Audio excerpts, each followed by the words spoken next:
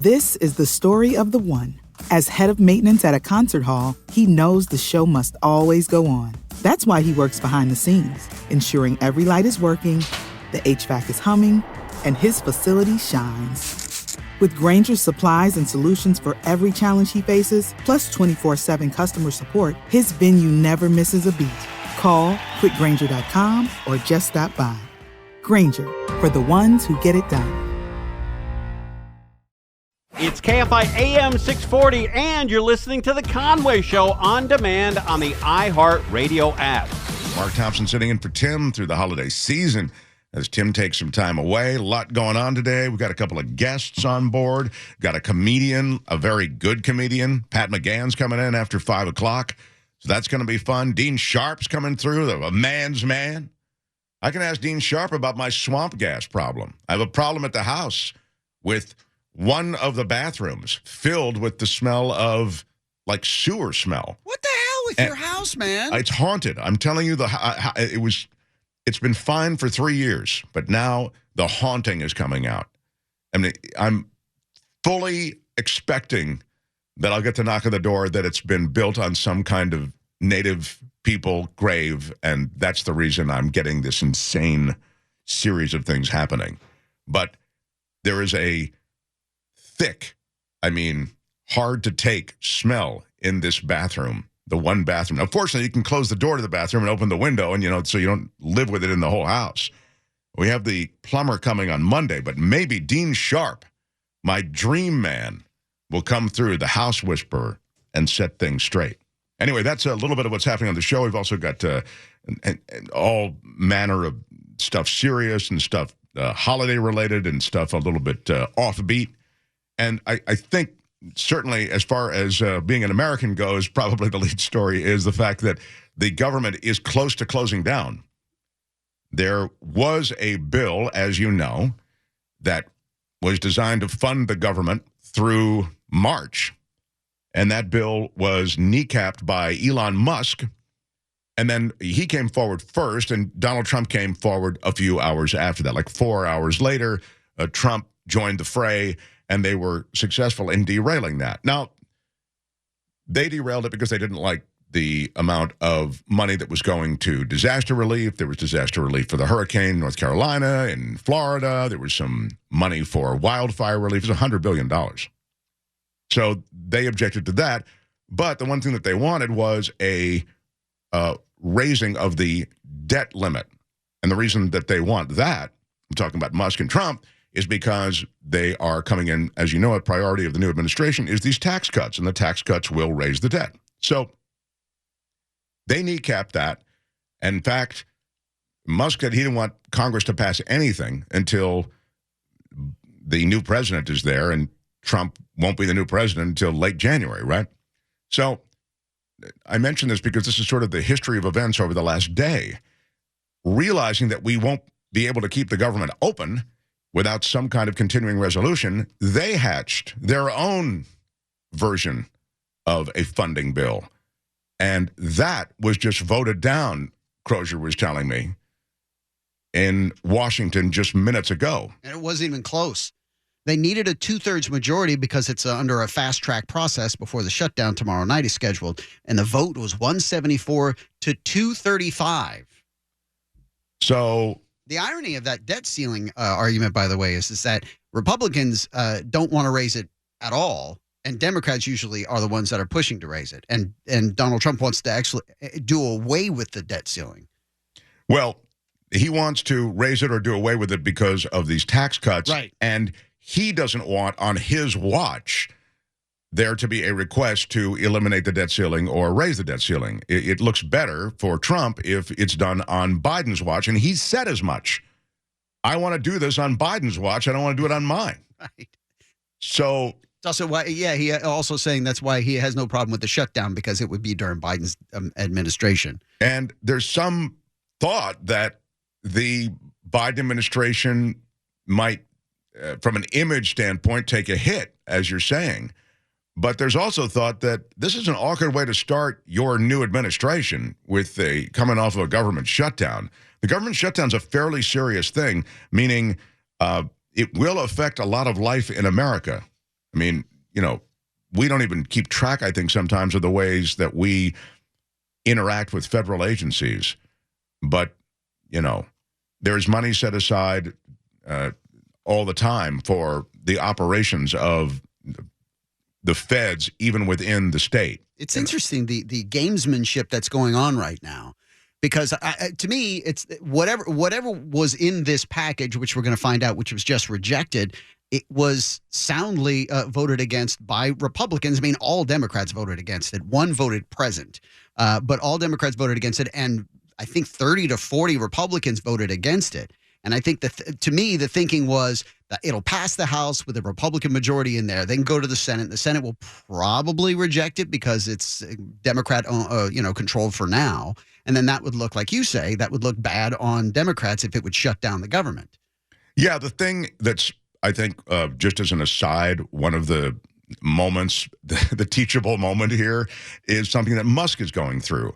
I don't think, for all of his power and all of his genius and all of his money, that Musk understands really the government. It's odd that he's been put in charge of, trimming the government and finding waste in the government. You can certainly find waste in the government. Please don't misunderstand me. Sure. But what I'm saying is the idea somehow that you could pass anything without some Democratic buy-in. You don't have both chambers yet. You won't have both chambers as the GOP until after the new year. So if you need a bill passed now, there's going to have to be built into that bill stuff for both sides. That's how you get a bipartisan passage of a bill. So, yeah, you're going to get criticism of being a Christmas tree bill. That is to say, so many things laden with so many gifts and giveaways, et cetera. In this case, it was the $100 billion for disaster relief. But the idea somehow that you can just do this on, raw-fisted politics, you can't. You need buy-in from both sides. This is a classic situation in Washington, what's happening here at the end of the year. One of the other bills or one of the aspects of the bill yesterday that got rejected was interesting was the RFK Stadium in D.C. Oh, yeah, they wanted to put it into D.C.'s control as opposed to the federal government's, which it has been, which will allow the current owner of the Washington Commanders, Redskins, whatever you want to call them, to actually purchase that land and tear it down or rebuild the one that's on there. And that got kicked out of there because of that. Yeah, this is, so it leaves us in a really tough spot. And we'll watch it for you, and lawmakers are working on it now, but you have these insanely powerful exterior players, Musk and Trump specifically, and they are driving a lot of the action in Washington right now. So we'll continue to watch. By the way, if you're curious as to what services or programs are going to be impacted if the government actually shuts down, I'll share some of that with you next as we continue. You're listening to Tim Conway Jr. On Demand from KFI AM 640. When the government shuts down, which right now it is really positioned to do, having failed to pass two continuing resolutions on the budget. What services and programs are going to be impacted? Well, the president continues to get paid. I know that is a load off your mind. Yeah. Lawmakers in Congress, they also continue to receive pay. And by the way, every time we get to one of these spots, the last time we got into one of these spots was there was a government shutdown during the first Trump administration. And it's always talked about that lawmakers in Congress should not receive pay during a government shutdown. Not that these guys are living check to check, but still, that conversation is constantly brought up around these threats of shutdowns and actual shutdowns. It would be nice if we followed through on that in some way, and lawmakers would have an interruption in payment. By the way, you know that the first bill that they rejected yesterday, you know what was contained in that bill? That was a pay raise, wasn't it, for them? Pay raise for Congress. It was like a $5K pay raise, I think it was. Yeah, it's the first since 2009. Yeah. So they're due, and they definitely earned it. Yeah. Yeah. I mean, look, they're not all bad, but the system is pretty bad. I mean, and the problem with the system, I think, fundamentally is money. I mean, if you could just get money out of the political system in America, it would be so much cleaner. Campaigns and yeah. Yeah, I mean, it's just, It's just awful. The Social Security Administration will continue distributing Social Security benefits even when the government closes. So you people with disabilities, seniors, et cetera, you'll still get your checks, but there will be a lapse in funding that could likely delay new claims. So if you're involved in some kind of customer service request or there's a new claim with the Social Security Administration, likely will not won't restart probably until there is full funding. Medicare claims will continue to proceed, but new applications again, Centers for Medicare and Medicaid Services and more could be delayed due to a funding lapse, as they say. So if you're getting Medicare, you've got claims that are in the system already, they'll likely continue, but new apps, no. Veterans benefits, education and health benefits, disability compensation, pension claims will not be impacted by the government shutdown. All VA medical facilities and clinics will remain open and operational. But VA call centers and hotlines, including the Veterans Crisis Line, will be impacted by the government shutting down. Federal unemployment benefits will continue. They'll continue throughout California. The U.S. Postal Service will remain operational. And the United States military, excluding operations deemed necessary for national security, will cease operation. Again, that's a pretty broad spectrum of activities in the United States military that will fall into the category of those deemed necessary for national security, because those are the ones that will continue. Everything that's not deemed necessary for national security will cease with the U.S. military. Active duty personnel will continue on a normal duty status, will not be paid until Congress appropriates their funding. All of these people who will be temporarily furloughed, et cetera, as a result of the government shutting down will be paid once the government reopens. They'll be paid back pay, but, you know, if they've got to bump a credit card or whatever to make it work, no one in the government, and there is no provision for making up that deficit plus whatever they have to pay on their visa bill, et cetera. The Pentagon, about half of the Pentagon's 800,000 civilian employees would be furloughed. National parks, monuments, other sites would be closed to the public. Park rangers would be furloughed. Some states could use money to keep their parks and other sites open, but that would just be state by state. You remember what happened the last time we had a government shutdown. There was a kind of a graffiti-ized national park thing going on. It was disgusting because with no one watching the national parks, the Park Service not funded, rangers not there, people went into the parks and there was every manner of abuse. It was really sad. Agents at the FBI, the DEA, other federal law enforcement agencies, prison staffers, you'll all remain on the job.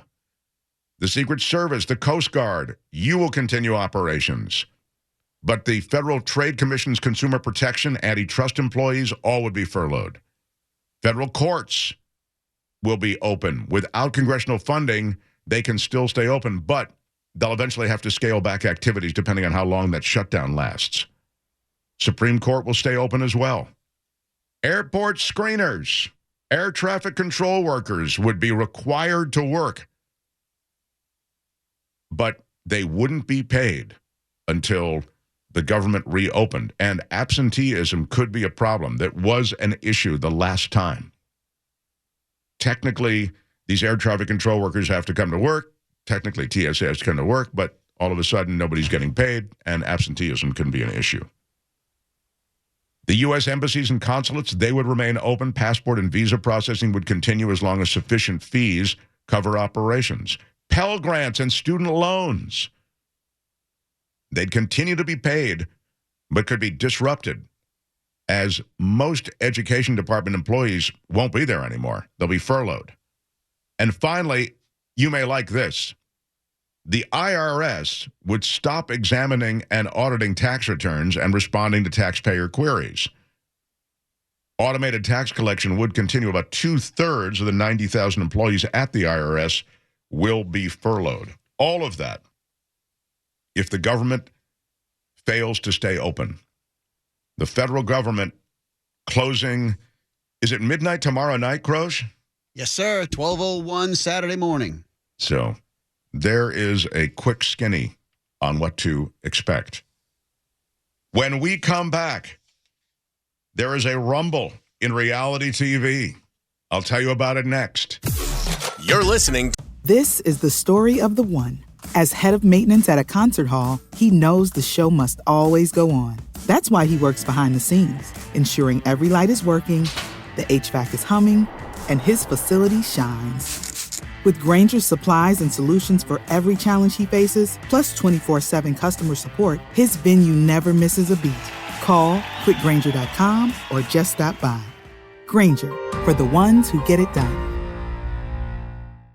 To Tim Conway Jr. on demand from KFI AM 640. This holiday season, pretty cool. All kinds of holiday stuff. The building is set up with the trees. The studio has a huge tree in it.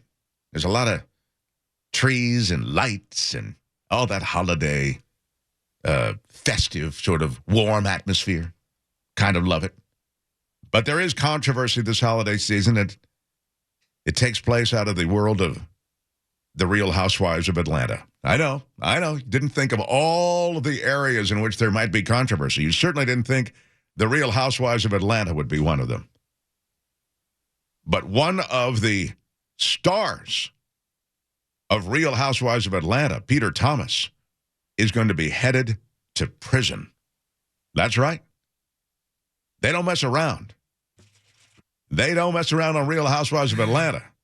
And they don't mess around if you're the federal government. And the federal government is in charge of the taxes that Peter Thomas owes. And the Bravo alum, who was previously married to Cynthia Bailey from Real Housewives of Atlanta, has been sentenced to 18 months in prison. He pled guilty to failing to account for and pay over to the trust fund taxes that were due and owed on behalf of the employees of his company. This from the Department of Justice. His sentence includes 2 years of supervised release following his imprisonment, in addition to paying more than $2.5 million as a restitution to the IRS. He supposedly failed to pay over $2.5 million in employment taxes from sports-themed bars, restaurants, lounges that he owned in different states over a period of 6 years. There's almost $2 million in trust fund taxes that he collected from employee wages. Court documents show that instead of paying the trust fund taxes, he took that money, and what did he do? He bought stuff, like a lot of stuff. Big, beautiful, expensive stuff is what he spent that money that was earmarked for taxes, that he spent that money on travel, real estate, retail purchases. That can be no surprise. He also had high-end purchases from Neiman Marcus, Prada, Louis Vuitton. Is it Givenchy? Is that how they say it? Givenchy? Yeah. The Department of Justice say all of these expenditures, from travel to real estate to cash withdrawals of $2.5 million, all illegal. 18 months in prison and then 2.5 years of supervised release, not to mention how this is going to be taken by the cast of Real Housewives of Atlanta. I mean, this could ripple through that cast like any other major scandal. Well, that's the latest. He's been found guilty. Speaking of guilty, the arsonist in the San Fernando Valley was finally arrested. They've arrested a guy that they think set fire to several vehicles and structures in the San Fernando Valley earlier this year. The fires were set late October in the Sherman Oaks area. Several vehicles, dumpsters, a utility building, all set on fire along Ventura Boulevard and Kester Street, according to the cops.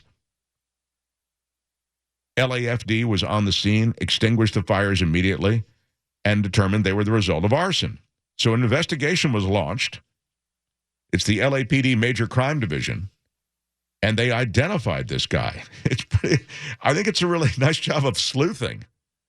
42-year-old Ricardo Villanueva. I wanted, I see what they, oh, here it is. So they had a photo and description of Villanueva, and that was distributed to law enforcement. That helped lead to his arrest. He was taken into custody, arrested on suspicion of arson for these October fires, and he's being held in Valley Jail in Van Nuys, $230,000 bail. Comes the same day as several cars in a building were set ablaze in the Van Nuys and Sherman Oaks area. I mean, this is on the heels of that arrest. And authorities aren't saying if it's related. Several Sherman Oaks residents voiced concern that the neighborhood was being targeted by a serial arsonist. It does appear, at least on some level, that one of these people, assuming it's two different people perpetrating all of this, one of them is in custody now, that 42-year-old. There is, in custody in New York, Luigi, everybody's favorite cold-blooded killer. Yes, sir. Yeah, he is in New York now, and the proceedings begin, his case having been upgraded to first-degree murder. And he was reacting to some of the answers that his attorney was telling him. The judge did come into the courtroom, and at that point, he started the first hearing. That was looking at the charges specifically to Kimberly, we just want to interrupt you for a second because we are now seeing the suspect walked out of that helicopter. This is at the... Kimberly, I just want to interrupt because he's so cute, and I'm just watching him now walking from the helicopter. Wall Street heliport. He is surrounded by many, many officers. He is shackled, his hands in front of him. He is in that orange jumpsuit that he was probably given in Pennsylvania. He is looking straight ahead. There is no real expression now looking down. He is looking straight ahead, and he is looking fine, if I can just say that. There is no real expression now looking down as he's moving very slowly. And we understand that the mayor is at the heliport. He will be talking in any moment now. By the way, that was wild. Mayor Adams, who himself, as you know, has been indicted, corruption charges, he was there with the gaggle of people around Luigi as Luigi walked off the helicopter and onto the helipad and then being escorted into the vehicle that's going to take him away. There was the mayor, and I think he did make some remarks to the press after that. But it was just an interesting moment to see the mayor there because technically he doesn't need to be there, but everybody's sort of, it's one of those things everybody wants to be a part of, the perp walk. Out the arrival of the suspect who will be facing federal charges this afternoon. One count, first-degree murder in furtherance of terrorism. That is a count that could bring with it the death penalty because first-degree murder in New York, which is another charge he will be facing, does not bring the death penalty. And if you look closely, you can see Mayor Adams is part of this entourage of law enforcement that is surrounding what was the center of a national manhunt just days ago. Wasn't until December 9th that he was tracked down to Pennsylvania after that 5-day manhunt and eventually spotted by somebody who said he looked like the person that they were looking for in the surveillance. Well, one of the people who dropped a dime on him was who? His mom. His mom called authorities and said, hey, that picture looks a lot like my son. By the time I think she called, law enforcement was pretty already well on his trail. But still, that was a big call for a mother to make. The other thing I'll just mention quickly is this terrorism charge, the way that they've essentially upcharged his entire situation. New York is a strange place where you can stand on the street, lie in wait for somebody, kill them in cold blood, and still only get second-degree murder. I mean, that's just the way it is. So for the upcharging of him to first-degree murder, they needed that terrorism charge thrown in. So whether or not the terrorism charge is essentially suggesting that in perpetrating this act, he is perpetrating a dynamic of terrorism that is then spread through the community. I mean, you have to show some terroristic kinds of tendencies or plans or strategies in order to make that stick. But I think on some level they wanted that first-degree murder charge anyway, And they wanted the death penalty to be part of the conversation because I think they want to have a chilling effect on this sort of thing happening again. Anyway, that's the story with Luigi. He is now in prison there in New York. You're listening to Tim Conway Jr. on demand from KFI AM 640. Scrambling around at the last minute. I've got the Secret Santa stuff to do. I've got still some kind of gifty type items to get. So we're going to stop by at some people's house on Christmas. That's like 2 more things. And I take on these tasks happily. I don't mean to seem as though I'm complaining at the holidays. That, the gift encumbrance, burden of finding the right gift, of getting the right gift at the right time, presenting it the right way, wrapping it the right way, putting the right card on it. I don't want to seem like I'm complaining about that. It just seems like the list is getting longer every year at a time when we should just be good with each other at the holidays, the warmth, the wonder, the magic of the season. But I can't really check into the warmth, the wonder, the magic of the season until I get this list of stuff that I got to do, which are designed, these gifts, to kind of smooth our arrival at these various locations where we'll be visiting over the holiday season. I'm hoping that your life is one that's filled with minimal obligation and maximum enjoyment. So wherever you are, I hope you'll take us with you on the iHeartRadio app. The lemon law is changing in California, and in the new year, buyers will have fewer protections.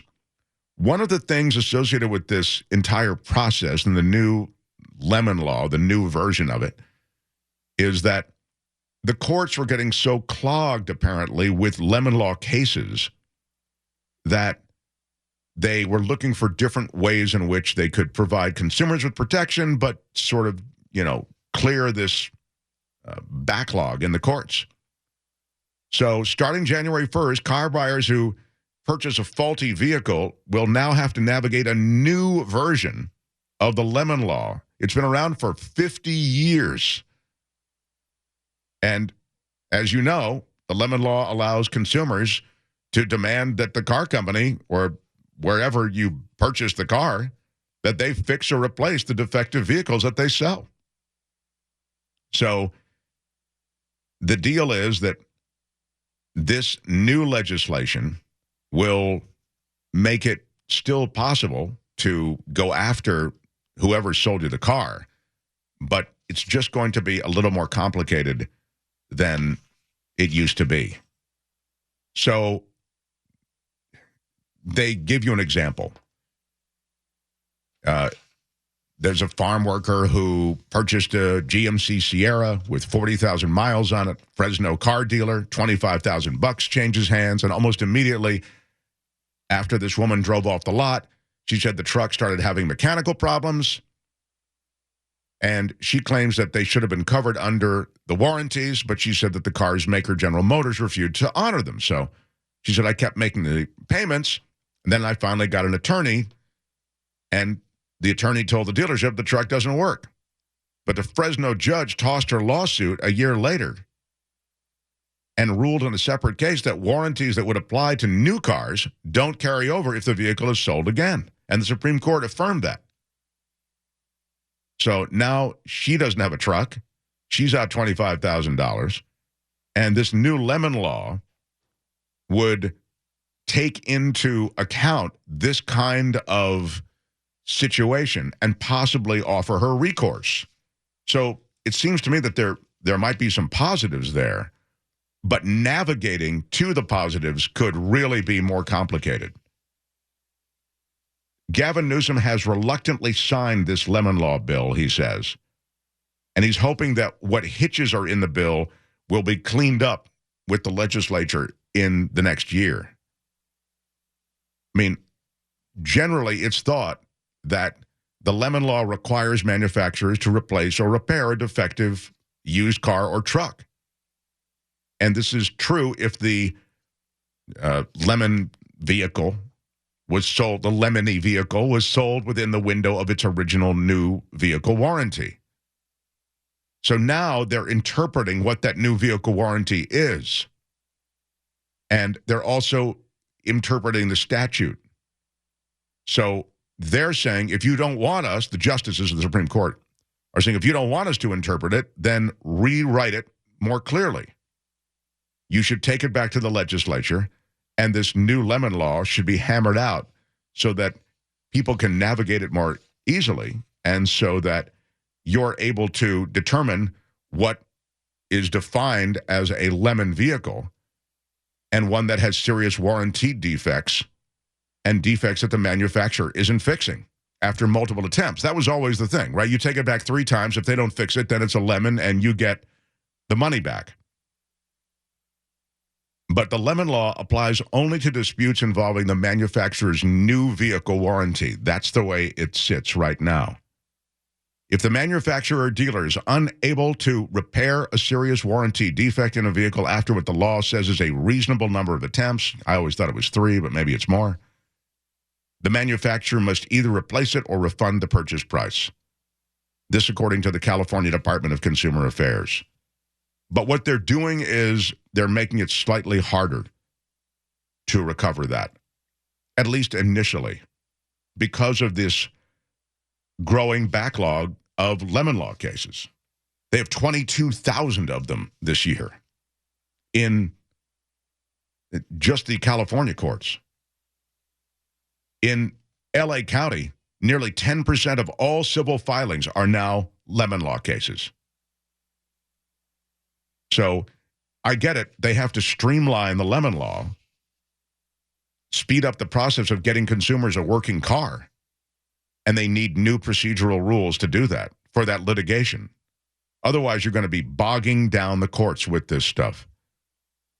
But apparently the changes to the lemon law really, in the streamlining, benefit U.S. car companies, since they're the ones usually sued under lemon law. So we'll see, again, January 1st, it all takes effect. Essentially, the new rules are going to reduce the period that you can use the lemon law to just 6 years instead of the entire life of a vehicle's warranty, which, obviously can go on a lot longer. And if you purchase any defective new vehicle, you'll have less time to sue. And then you'll get less money from rebates. This is all baked into the new lemon law. So, once again, they may be trying to streamline it because the courts are backed up, but it looks short term as though reducing the windows during which you can bring an action and reducing the amount of money that you can get when you actually prevail in court, both those things, just for starters, seem as though they favor the car companies and not the person harmed. That is to say, the person who buys the lemon vehicle. January 1st, that takes place. There was a bomb threat at City Hall in Los Angeles. And do you know who called it in? It's amazing. We'll have the story next. Conway Show on demand on the iHeartRadio app. Now, you can always hear us live on KFI AM 640, 4 to 7 p.m. Monday through Friday, and anytime on demand on the iHeartRadio app.